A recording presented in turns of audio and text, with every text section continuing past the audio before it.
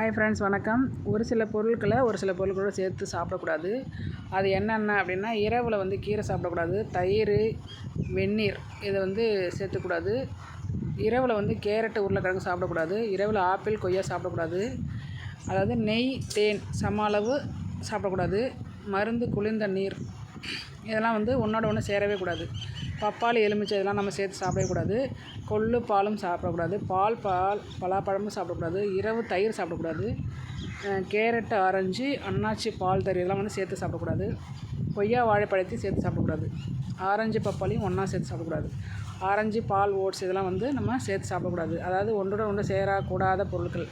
இந்த பொருட்களை ஒன்றோட ஒன்று சேர்த்து சாப்பிடக்கூடாது அப்படின்னு சொல்கிறாங்க. அதுக்கு காரணம் இருக்கும். ஏன்னா அதில் ஏதாவது ஃபுட் பாய்சன் ஆகிற அளவுக்கு ஏதாவது இருக்கும். அதனால தான் சொல்கிறாங்க. இது மாதிரி ஒரு பொருளோட ஒரு பொருள் கலந்து சாப்பிடக்கூடாது. இந்த பொருள் சாப்பிடும்போது அதை சாப்பிடக்கூடாதுன்னு சொல்கிறாங்க.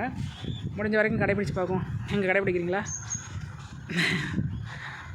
முடிஞ்ச வரைக்கும் கடைப்பிடிக்குமே. ஓகே, பாய்.